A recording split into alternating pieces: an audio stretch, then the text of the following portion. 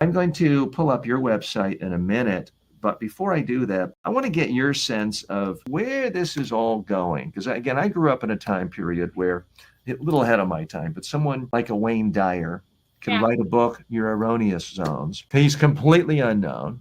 Yeah. No newsletter, no list, no name ID, no fame, no nothing. A book that maybe it wasn't a self-published, but a small publisher. He somehow got on The Tonight Show with Johnny Carson at a time when tens of millions of people watched The Tonight Show.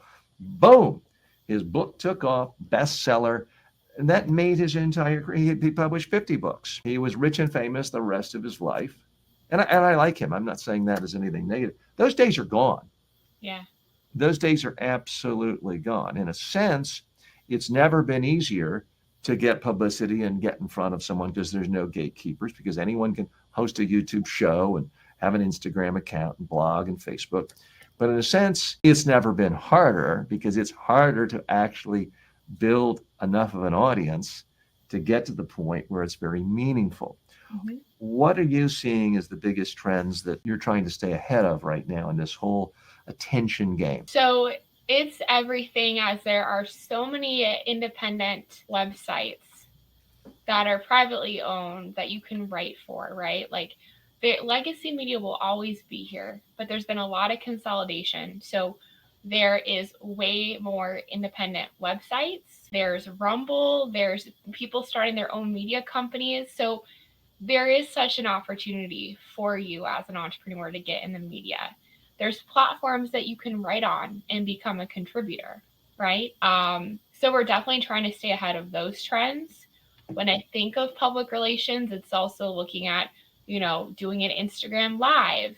It's also looking at YouTube. It's also looking at micro influencers, getting influencers to talk about your brand. And then where I'm extremely passionate about is, well, how do you integrate it into your marketing? What does that look like? And what is the next steps to really build, a brand that is seen as an industry leader? Because to me, it just starts in this moment of doing the interview. From when I get this interview and it's done, I have a promotion plan in place. I'm going to promote it. I'm going to utilize this content. Yes. So, that's where I'm really passionate. And part of the reason, kind of going back to what you said about doing interviews, is I like to do a lot of these interviews to be in the shoes of my clients, to feel their stress. Like, I have 2 kids under 2, I have 1 on the way, all those things that come with it, the mess. Like, I want to understand it so I can better coach them through it, right? I always want to get better too. But the reason why this is so valuable is, on this podcast, with you today, I should get 30 pieces of content. So you have to post on social media. And you are, and I mean this as a compliment, but your life story, how you started, what you just said, you're sounding more and more to me like Gary Vaynerchuk, who is someone I follow a lot, and I'm just guessing he may be someone that you have some respect for.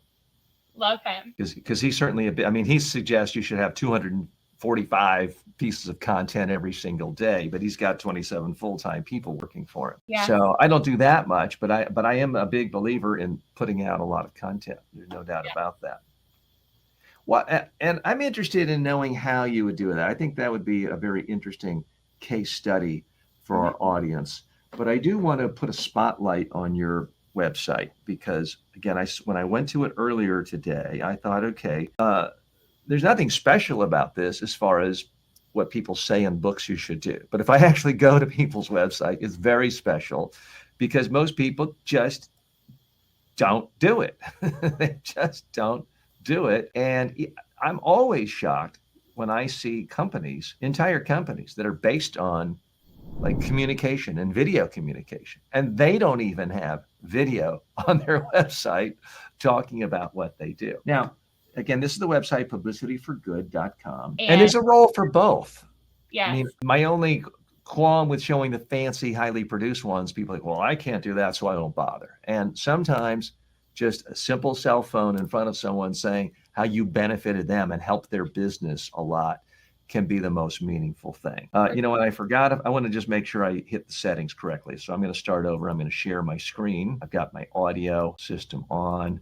With StreamYard, sometimes there's 2 buttons you have to push to get the audio, so it's sometimes forgotten. So let's just take a look at this a minute and see what we think. The Prospector is a nonprofit dedicated to providing meaningful, competitive, and inclusive employment for people with disabilities. So through the mission of competitive and inclusive employment, we have a first-run movie theater here in Ridgefield, Connecticut, where we show all new movies, and there's so many kinds of jobs within the movie theater. We also have a popcorn business, Prospector Popcorn. It's an online e-commerce business. And just like a movie theater, there's so many jobs within one bag of popcorn. Prospector has the commercial kitchen where we make everything, the baking and cooking process to the packaging.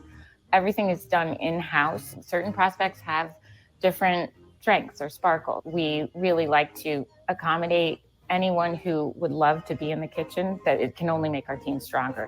Since opening in 2014, we've had so many people reach out to us asking, how do we have your sparkle here in my state? How do we share what you're doing? What's the secret recipe? We believe we have the most delicious, tastiest popcorn on the planet. And we believe that there's so much sparkle that can be shared within one bag. And we needed help to share that reach across the country. So we were able to find a firm called Publicity for Good. And Heather and her team has been instrumental in helping get our brand and mission out into the public eye. When I started here about 6 months ago, I would describe gourmet popcorn as a well-kept secret. We made a lot of change to the site and the way we operate, but we decided it was time to bring in outside help. When you're in the gourmet popcorn business, National Popcorn Day, January 19th, it's like your Super Bowl. And on that day, we had 2 live television appearances and traffic spiked. In terms of sales, we've had about 3,000% growth over National Popcorn Day last year. We've reached out to 80 media outlets. We've generated 50 new backlinks, and our search spike is actually sustained at about 20% growth since we started working with them. And we make about minimum 4 batches a day, which the average yield would be about 350 bags a day.